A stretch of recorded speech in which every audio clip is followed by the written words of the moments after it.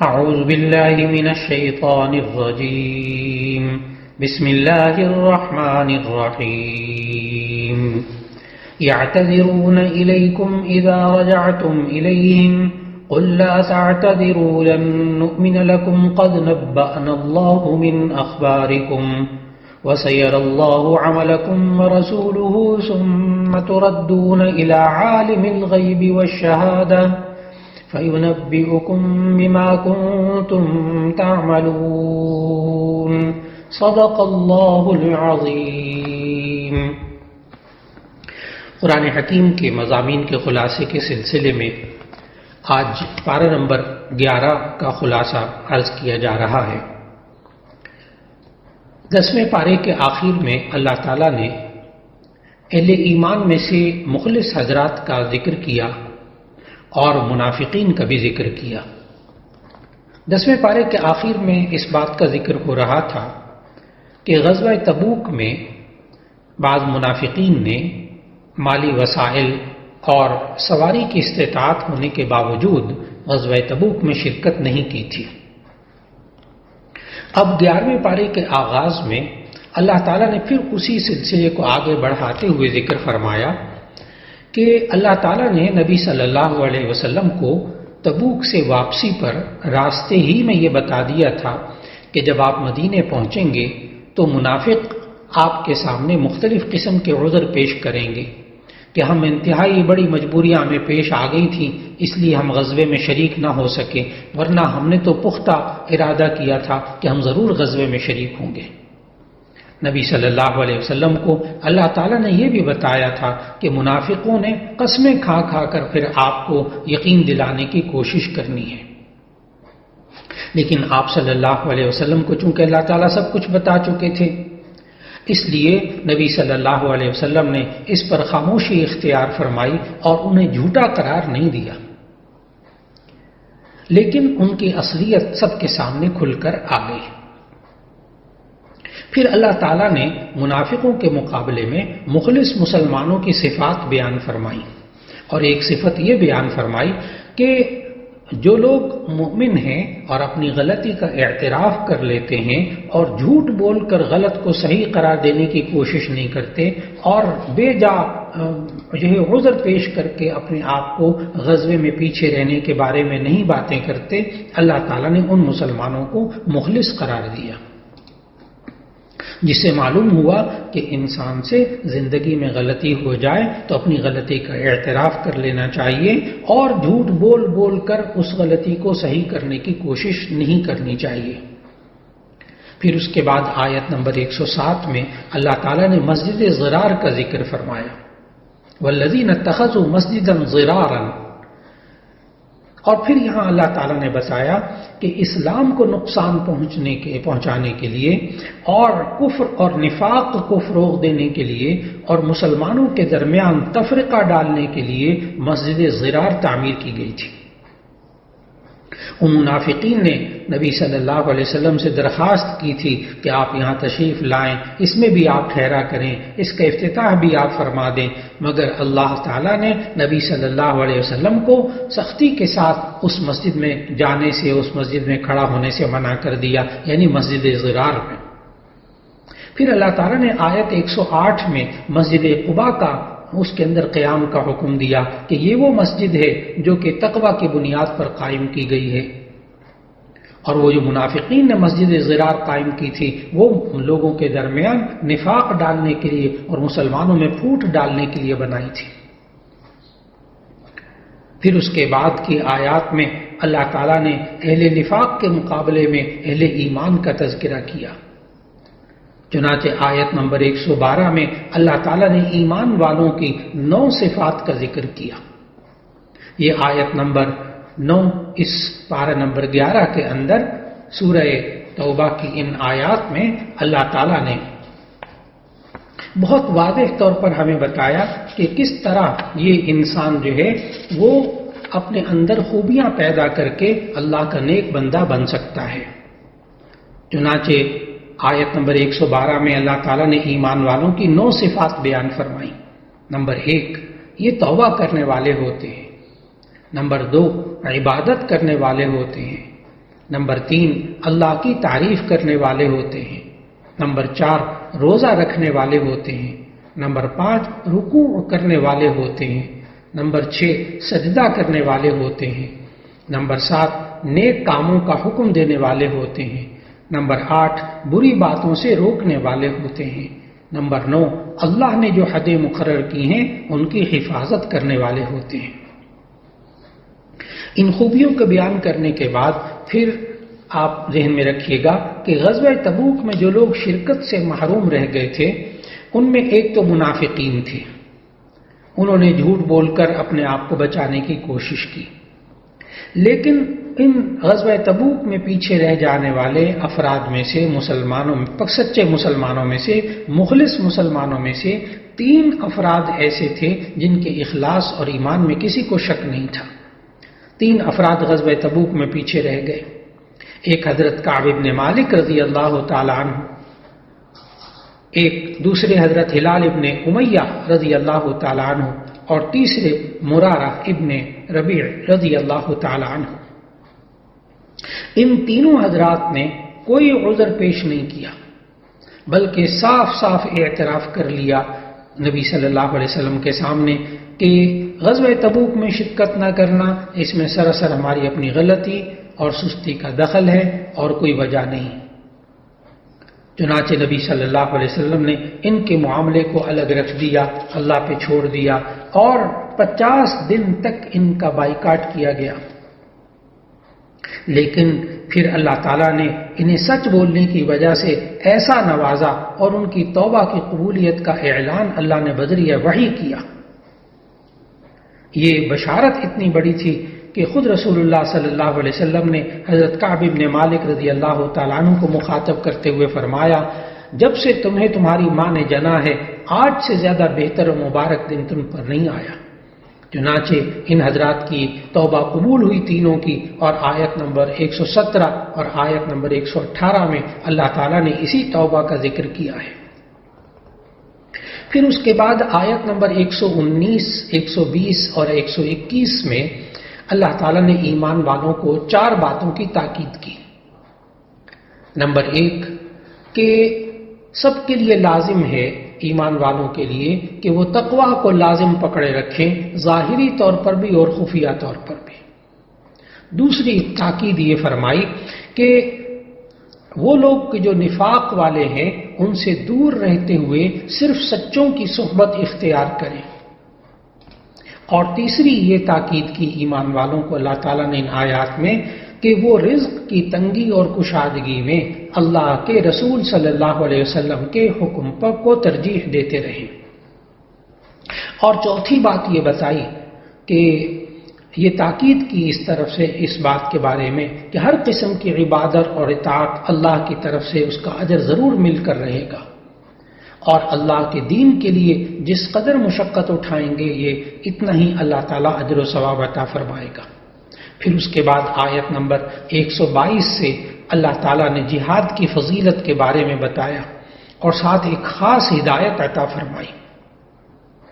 آیت نمبر 122 میں اللہ تعالیٰ نے بتایا کہ جہاد کی فضیلت اور اہمیت کے باوجود یہ ذہن میں رکھنا چاہیے کہ سب مسلمانوں کو جہاد میں نہیں چلے جانا چاہیے، بلکہ کچھ لوگ نبی صلی اللہ علیہ وسلم کی خدمت میں موجود رہیں تاکہ آپ سے دین سمجھ سکیں۔ یہ آیت نمبر 122 جو ہے اس میں اللہ تعالیٰ نے پوری اسلامی مملکت کی اہمیت سمجھا دی کہ ہر اسلامی مملکت کے اندر مختلف شعبے ہیں اور مختلف شعبوں کے لیے مختلف افراد درکار ہوتے ہیں۔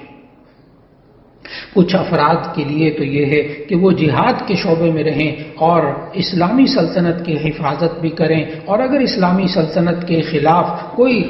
جنگ کرنے آ جائے تو اس کا مقابلہ کریں، تو ایسی صورت میں ایک فوجی طاقت بھی مکمل ہوگی اور اس کے اندر افراد مخصوص ہوں گے۔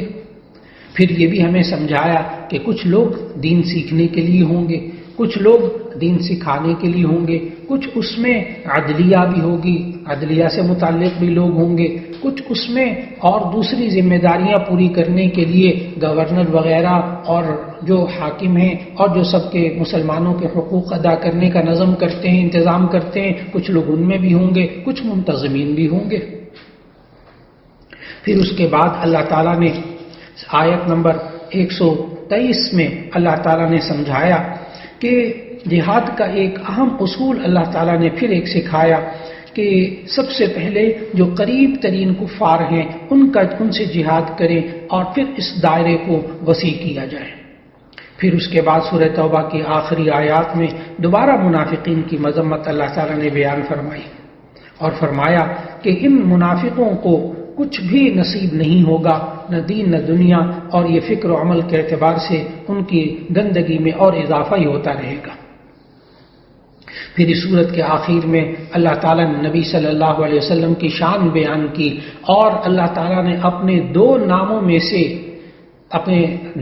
ناموں میں سے 2 نام نبی صلی اللہ علیہ وسلم کے لیے بیان فرمائے، یعنی رؤوف الرحیم، کہ نبی صلی اللہ علیہ وسلم پوری امت بلکہ ساری انسانیت کے حق میں بڑے شفیق اور نہایت مہربان تھے۔ پھر اس کے بعد سورہ توبہ کی آخری آیت جس میں اللہ تعالیٰ نے انسان کو ایک زندگی بھر کے لیے اصول سکھایا کہ انسان کو اللہ پر توکل کرنا چاہیے، اللہ کو ہی اپنی تمام مصیبتوں میں کافی سمجھنا چاہیے، آخری آیت کے اندر اللہ تعالیٰ نے یہ بات ایمان والوں کو سکھائی کہ جب حالات ایسے آ جائیں تو تم یہ کہا کرو حسبی اللہ لا الہ الا ہو علیہ توکلت وہو رب العرش العظیم۔ سنن ابی داؤد میں حضرت ابو الدرداء رضی اللہ تعالیٰ عنہ سے سورہ توبہ کی اس آخری آیت کے بارے میں ایک فضیلت آئی جو بڑے غور سے ذہن میں رکھنی چاہیے کہ نبی صلی اللہ علیہ وسلم نے فرمایا کہ جو شخص 7 مرتبہ صبح اور شام یہ آیت پڑھ لے 7 مرتبہ تو اللہ تعالیٰ اس کی تمام فکروں اور غموں کے لیے کافی ہو جاتا ہے۔ انسان فکر و پریشانی کے لمحات انسان کی زندگی میں اگر آ جائیں تو سورہ توبہ کی آخری آیت ذہن میں رکھنی چاہیے، حسبی اللہ لا الہ الا ہو علیہ توکلت وہو رب العرش العظیم۔ اسی پر سورہ توبہ کا اختتام ہو رہا ہے۔ اس کے بعد سورہ یونس کا آغاز ہوتا ہے۔ سورہ یونس یہ ترتیب توقیفی کے اعتبار سے 10ویں سورت ہے قرآن مجید میں، اور اس کا ترتیب نزولی نمبر 51 ہے۔ سورہ یونس مکی سورت ہے، اس میں کل 109 آیات ہیں اور 11 رکوع ہیں۔ اس سورت کا نام سورہ یونس اس لیے رکھا گیا کہ اس سورت کی آیت نمبر 98 میں اللہ تعالیٰ نے یونس علیہ السلام کی قوم کا قصہ ذکر کیا، اس لیے سورت کا نام حضرت یونس علیہ السلام کے نام پہ سورہ یونس رکھا گیا۔ سورت کی ابتدا اللہ تعالیٰ کی کتاب اور رسول اللہ صلی اللہ علیہ وسلم کے ذکر سے ہوتا ہے۔ اللہ تعالیٰ نے سورہ یونس کے آغاز میں بتایا کہ نبی صلی اللہ علیہ وسلم کی نبوت اور رسالت کے سے کسی کو تعجب نہیں ہونا چاہیے، اللہ تعالیٰ ہر امت میں کوئی نہ کوئی رسول بھیجتا رہتا ہے۔ پھر اس کے بعد کی آیات میں جیسے کہ آیت نمبر 6 میں اللہ تعالیٰ نے اپنی ربوبیت، الوہیت اور عبودیت کو ذکر کیا کہ رب بھی وہی ہے، الہ بھی وہی ہے، عبادت بھی اسی کی کرنی چاہیے، اور پھر جو رب ہے اور خالق ہے وہی معبود بننے کے قابل ہے۔ پھر آیت نمبر 7 میں اللہ تعالیٰ نے انسانوں کے 2 گروہوں کا ذکر کیا کہ اللہ تعالیٰ کے جتنے بھی نظام ہے کائنات کا اور جتنی قدرت کے مناظر ہیں ان سب کو دیکھ کر انسان 2 حصوں میں تقسیم ہو جاتے ہیں، 2 گروہوں میں بٹ جاتے ہیں۔ ایک گروہ ہے جھٹلانے والا اللہ کے احکام، اس کے نظام، اس کی قدرت کی تکذیب کرنے والے، اور دوسرے گروہ کے لوگ ہیں جو کہ اس کی تصدیق کرنے والے ہوتے ہیں، اس کو ماننے والے ہوتے ہیں۔ اللہ تعالیٰ نے ان آیت نمبر 7 میں بتایا کہ جو اللہ کے احکام، اللہ کی قدرت کی تکذیب کرنے والے ہوتے ہیں ان کا انجام جہنم کی آگ ہے، اور جو تصدیق کرنے والے ہوتے ہیں ان کا انجام ہمیشہ کے باغات ہیں جنت کی صورت میں۔ اور پھر اللہ تعالیٰ نے آیت نمبر 11 میں بتایا کہ آخر یہ جھٹلاتا انسان کیوں ہے، اللہ کی تکذیب کیوں کرتا ہے، اللہ کے احکام کو کیوں جھٹلاتا ہے۔ اللہ تعالیٰ نے اس کی بڑی وجہ یہ بتائی کہ انسان کی فطرت میں جلد بازی ہے، یہاں تک کہ بعض اوقات انسان اپنے لیے اپنی اولاد کے لیے عذاب اور ہلاکت کی دعائیں مانگنے لگتا ہے کہ یہ تھوڑی سی باتوں کی وجہ سے بہت جلدی پریشان ہو جاتا ہے۔ پھر اللہ تعالیٰ نے ان قرآن حکیم کو جھٹلانے والے، ان کا مذاق اڑانے والے اور نبی صلی اللہ علیہ وسلم کا مذاق اڑانے والے، ان کے بارے میں تذکرہ کیا اور ان کی ہلاکت کا تذکرہ کیا، اور پھر یہ بات بتائی کہ وہ لوگ کہ جو نبی صلی اللہ علیہ وسلم کے قرآن کے بارے میں اور آپ کی ذات مقدس کے بارے میں جو یہ لوگ مذاق اڑاتے تھے کہ کوئی اور دوسرا قرآن لے آئیں یا اسی قرآن میں کچھ تبدیلیاں کر دیں۔ چنانچہ اللہ تعالیٰ نے ان آیات میں ان لوگوں سے ایک بات کہی جو اللہ تعالیٰ نے خود سکھائی۔ نبی صلی اللہ علیہ وسلم نے فرمایا کہ قرآن حکیم میں تبدیلی کرنے کا مجھے تو اختیار نہیں ہے، میں تو اللہ کی وحی کا پابند ہوں۔ کیا تم سمجھتے ہو کہ میں نے یہ کلام قرآن خود بنا کر اللہ کی طرف منسوب کیا ہے؟ پھر اس کے بعد نبی صلی اللہ علیہ وسلم نے فرمایا قد لبثت فیکم من عمری، میں نے اپنی زندگی کے 40 سال تمہارے درمیان گزارے ہیں، تم نے کبھی مجھے جھوٹ بولتے ہوئے سنا یا کسی سے کچھ سیکھتے ہوئے دیکھا؟ یا میں پھر کیوں لگاتار زندگی میں جب کبھی جھوٹ نہیں بولا، کیا میں اللہ کے بارے میں جھوٹ بولنا شروع کر دوں گا؟ چنانچہ آپ جب تاریخ کا مطالعہ کرتے ہیں، سیرت طیبہ کا مطالعہ کرتے ہیں تو معلوم ہوا کہ سب کے سب لوگ نبی صلی اللہ علیہ وسلم کو صادق اور امین کہتے تھے، سچا اور امانت دار کہتے تھے۔ پھر اس کے بعد اللہ تعالیٰ نے اگلی آیات میں مشرکین کی بت پرستی اور توحید کے دلائل کو ذکر کیا کہ سختی اور مصیبت کے وقت بڑے سے بڑے مشرک بھی جھوٹے معبودوں کو بھول کر اللہ کی عبادت اور اللہ کو پکارنے پر مجبور ہو جاتے ہیں۔ اور پھر اس کے بعد انسان کی نفسیاتی کیفیت اللہ نے ذکر فرمائی سورہ یونس کی آیت نمبر 22 میں اور 23 میں کہ اس انسان پر کبھی مشکل حالات آتے ہیں، کبھی انسان پر اچھے حالات آتے ہیں، لیکن انسان کا ایک خاص مزاج ہے، اور وہ مزاج اللہ تعالیٰ نے آیت نمبر 22 اور 23 میں ذکر فرمایا کہ جب انسان مشکل حالات میں آتا ہے، موجوں میں پھنستا ہے، دریاؤں میں سفر کرتے ہوئے مشکلات میں پھنستا ہے، زندگی گزارتے ہوئے کبھی مشکلات میں پھنستا ہے، تو اس انسان کا عجیب مزاج ہے دعوا اللہ مخلصین لہ الدین، پھر اللہ کو پکارتا ہے، اللہ سے خوب دعائیں مانگتا ہے۔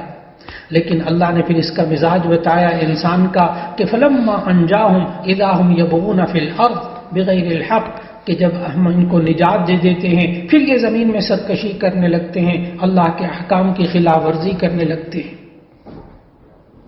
پھر آیت نمبر 32 میں اللہ تعالیٰ نے نبی صلی اللہ علیہ وسلم سے فرمایا کہ ان لوگوں سے ذرا کہہ تو دیں کہ تمہیں آسمان اور زمین میں سے رزق کون دیتا ہے، تمہارے کانوں اور آنکھوں کا مالک کون ہے، بے جان سے جاندار کو اور جاندار سے بے جان کو کون پیدا کرتا ہے، کیا تم اللہ سے نہیں ڈرتے؟ معلوم ہوا یہ انسان اپنی زندگی کے اندر اللہ کی قدرت اور اپنے جسم کے اندر جو اللہ نے نشانیاں رکھی ہیں ان میں غور کرے تو انسان کو اللہ کی معرفت حاصل ہو جاتی ہے۔ پھر اللہ تعالیٰ نے قرآن مجید کے حوالے سے اس کو ایک معجزہ قرار دیتے ہوئے دعویٰ کیا آیت نمبر 38 کے اندر کہ قرآن حکیم کی صداقت کے حوالے سے یہ چیلنج کیا ان لوگوں کے کہ اگر تم یہ کہتے ہو کہ یہ انسانی کلام ہے تو پھر تم بھی اس جیسی کوئی صورت بنا کر لے کر آ جاؤ۔ چنانچہ ان لوگوں نے کوشش بھی کی لیکن قرآن مجید کے کلام کے مقابلے میں کوئی صورت کیا ایک صورت اور ایک آیت نہ بنا سکے۔ پھر آیت نمبر 39 میں اللہ تعالیٰ نے وجہ بھی بتائی اس جھٹلانے کی، فرمایا اللہ تعالیٰ نے آیت نمبر 39 میں کہ انسان کی طبیعت ہی ایسی ہوتی ہے کہ جس چیز سے جاہل ہوتا ہے اور اس کی حقیقت نہیں سمجھ پاتا تو سرے سے اس کا انکار کر دیتا ہے۔ پھر اللہ تعالیٰ نے آیت 44 میں فرمایا کہ ان اللہ لا یظلم الناس شیئا، اللہ تعالیٰ کبھی لوگوں پر ظلم نہیں کرتا، یہ انسان ہے جو اپنے آپ پر اللہ کی بات کو نہ مان کر اللہ کا انکار کر کے یہ انسان اپنے اوپر خود ظلم کرتا ہے۔ پھر اس کے بعد کی آیت نمبر 57 میں اللہ تعالیٰ نے قرآن حکیم کی اعلیٰ صفات کو بیان کیا آیت نمبر 57 میں اللہ تعالیٰ نے قرآن حکیم کی خوبیوں کو بتاتے ہوئے فرمایا، اے لوگوں، تمہارے پاس تمہارے رب کی نصیحت نازل کی گئی ہے جو دلوں کی بیماری کی شفا ہے اور ایمان والوں کے لیے ہدایت اور رحمت ہے۔ یہ کتاب اللہ کے فضل اور اس کی رحمت سے نازل ہوئی ہے۔ لوگوں کو چاہیے کہ وہ اس سے خوش ہوں، اور یہ دنیا کا مال و دولت اس سب سے کہیں بہتر نہیں ہو سکتا جو کہ اللہ نے قرآن دیا ہے۔ پھر اس کے بعد اللہ تعالیٰ نے نصیحت کے 3 قصوں کا ذکر کیا، اور اس میں سب سے پہلے اللہ تعالیٰ نے نوح علیہ السلام کا ذکر کیا کہ کس طرح نوح علیہ السلام کی قوم یہ شرک میں مبتلا ہوئی اور اللہ تعالیٰ بت پرستی میں مبتلا ہوئی، اور اللہ تعالیٰ نے 950 سال کا زمانہ عطا فرمایا جس میں پوری زندگی حضرت نوح علیہ السلام نے تبلیغ میں گزار دی، لوگوں کو سمجھانے میں گزار دی۔ لیکن اس کے باوجود جن لوگوں کو ہدایت ملنی تھی وہ نوح علیہ السلام کی بات کو مانتے رہے اور ان کی اس کشتی میں سوار ہوئے تھے، لیکن باقی لوگ ان کے بارے میں نوح علیہ السلام نے جو اللہ سے مانگا، اللہ نے ان کے حالت کو اس طرح کر دیا کہ دنیا سے ان کا نقشہ مٹ گیا اور وہ سارے کے سارے غرق کر دیے گئے۔ پھر دوسرا قصہ حضرت موسیٰ اور حضرت ہارون علیہ السلام کا ذکر کیا کہ جس میں فرعون نے خدائی کا دعویٰ کیا تھا اور اس کے مقابلے میں جادوگروں کا واقعہ ذکر کیا کہ کس طرح حضرت موسیٰ علیہ السلام نے ان جادوگروں کی رسیوں کے مقابلے میں اپنی لاٹھی کو ڈالا اور وہ سارے سانپوں کو نگل گئی، اور اس طرح سارے کے سارے جادوگروں نے اسلام قبول کر لیا۔ پھر اس کے بعد سورہ یونس کے اندر تیسرا قصہ حضرت یونس علیہ السلام کا ہے، جن کے اسی نام پہ یہ سورت کا نام سورہ یونس رکھا گیا تھا۔ اور قرآن حکیم میں یہاں اللہ تعالیٰ نے ان کو مچھلی والے کی صفت سے ذکر کیا کہ دراصل وہ یونس علیہ السلام اپنی قوم کے ایمان سے مایوس ہو کر اللہ کا عذاب آنے کو یقینی دیکھ کر نینوا کی سرزمین چھوڑ کر چلے گئے۔ آگے جانے کے لیے جب وہ کشتی میں سوار ہوئے تو کشتی والوں نے سمندر میں طغیانی کی وجہ سے انہیں سمندر میں پھینک دیا۔ ایک بڑی مچھلی نے انہیں نگل لیا یونس علیہ السلام کو۔ اللہ تعالیٰ نے مچھلی کے پیٹ میں بھی ان کو زندہ رکھا، اور پھر وہاں اللہ تعالیٰ نے وہی آیت کریمہ کے الفاظ سکھائے، لا الہ الا انت سبحانک انی کنت من الظالمین۔ اے اللہ، تیرے سوا کوئی عبادت کے لائق نہیں ہے، بے شک میں ہی ظلم کرنے والا تھا، تیری ذات تو ہر عیب سے پاک ہے۔ یہ وہ آیت کریمہ ہے کہ جس کی بنا پر حضرت یونس علیہ السلام کو اللہ تعالیٰ نے مچھلی کے پیٹ سے نجات عطا فرمائی۔ اللہ تعالیٰ نے سمجھایا، وَكَذَلِكَ نُنْجِي الْمُؤْمِنِينَ، اسی طرح ہم ایمان والوں کو نجات دیتے ہیں۔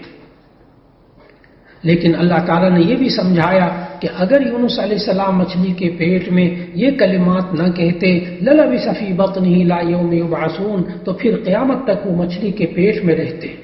معلوم ہوا کہ انسان مشکل حالات میں آئے تو یہ آیت کریمہ پڑھنی چاہیے، اللہ تعالیٰ پھر مشکل حالات میں سے انسان کو نکال لیتا ہے۔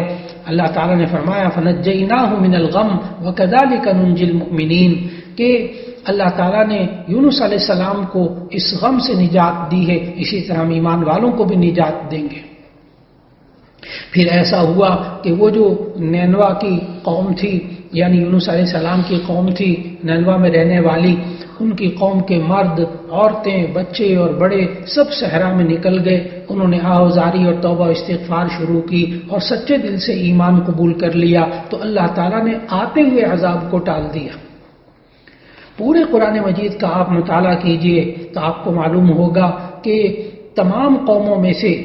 جس قوم پر عذاب آیا صرف اور صرف یونس علیہ السلام کی قوم تھی کہ جس کی توبہ اور استغفار کی وجہ سے عذاب قریب ترین پہنچ چکا تھا، لیکن اللہ تعالیٰ نے توبہ اور استغفار کی وجہ سے اس عذاب کو ٹال دیا۔ معلوم ہوا اللہ تعالیٰ نے ہمیں ان آیات میں سمجھایا کہ یہ انسان جب مشکل حالات آ جائیں اور اللہ کا عذاب سر پہ نزدیک نظر آئے تو ایسی صورت میں یہ انسان اگر اس وقت بھی توبہ اور استغفار کر لے تو اللہ تعالیٰ اس عذاب کو ٹال دیتا ہے۔ پھر اللہ تعالیٰ نے سورہ یونس کے آخری آیات میں نبی صلی اللہ علیہ وسلم کو اور ایمان والوں کو بشارت دی کہ اللہ کی مدد قریب ہے اور بالآخر اہل ایمان نجات پا جائیں گے۔ سورہ یونس کی ابتدا قرآن حکیم کے ذکر سے شروع ہوئی تھی اور اس کا اختتام بھی قرآن مجید اللہ کی کتاب کے تذکرے سے ہوا۔ فرما دیجئے اے انسانوں، تمہارے پاس تمہارے پروردگار کی طرف سے حق یعنی قرآن آ چکا، جو کوئی ہدایت حاصل کرتا ہے تو اس کا ہدایت کا فائدہ اسی انسان کو ہوگا۔ آیت نمبر 108 109 میں فرمایا، اے نبی صلی اللہ علیہ وسلم، آپ اسی کی اتباع کیجئے جو کلام آپ کی طرف وحی کیا جاتا ہے، اور صبر کیجئے یہاں تک کہ اللہ فیصلہ کر دے، اور وہ سب سے بہتر فیصلہ کرنے والا ہے۔ پھر اس کے بعد 11ویں پارے کے بالکل آخر میں آخری صفحے پر سورہ ہود کا آغاز ہوتا ہے۔ 11ویں پارے میں سورہ ہود کی ابتدائی 5 آیتیں ہیں اور باقی جو سورہ ہود کا حصہ ہے وہ 12ویں پارے میں ہے۔ سورہ ہود کا آغاز چونکہ 11ویں پارے کے آخر میں ہو رہا ہے،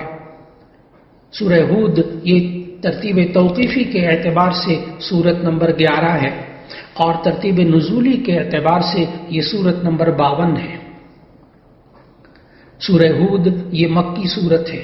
اور اس میں 123 آیات ہیں اور 10 رکوع ہیں۔ سورہ ہود کا نام سورہ ہود اس لیے رکھا گیا کہ اس میں آیت نمبر 50 سے لے کر آیت نمبر 60 تک یہ ہود علیہ السلام کے اور ان کی قوم کا تذکرہ موجود ہے، اس لیے اس سورت کا نام سورہ ہود رکھا گیا۔ ہود علیہ السلام وہ پیغمبر ہیں جو قوم عاد کی طرف بھیجے گئے اور ان کی ہدایت کے لیے اللہ تعالیٰ نے ان کو بھیجا۔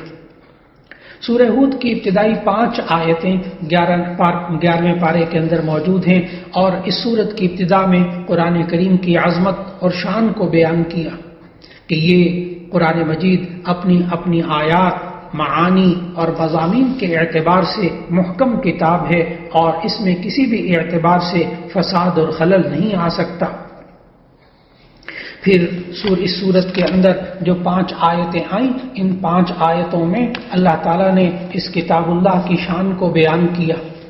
اور اللہ کی کتاب کی شان کو بیان کرنے کے بعد پھر 11ویں پارے کے آخری آیات میں اللہ تعالیٰ نے سمجھایا کہ یہ وہ اللہ ہے جو کہ دلوں کے بھید کو جانتا ہے، یعلم ما یسرون وما یعلنون انہ علیم بذات الصدور، یہ وہ اللہ ہے جو کہ چھپی ہوئی باتوں کو بھی جانتا ہے اور اعلانیہ باتوں کو بھی جانتا ہے، سینوں کی باتوں کو بھی جاننے والا ہے۔ اس لیے انسان کو اپنے ظاہر اور باطن ہر طرح کو اللہ کے حکم کے مطابق بنانا چاہیے۔ اللہ رب العزت ہم سب کو قرآن مجید کی تلاوت کرنے، اس کو سمجھنے اور اس کے مطابق زندگی گزارنے کی توفیق عطا فرمائے اور اس قرآن حکیم کے پیغام کو لوگوں تک پہنچانے کی توفیق عطا فرمائے۔ وآخر دعوانا ان الحمد للہ رب العالمین۔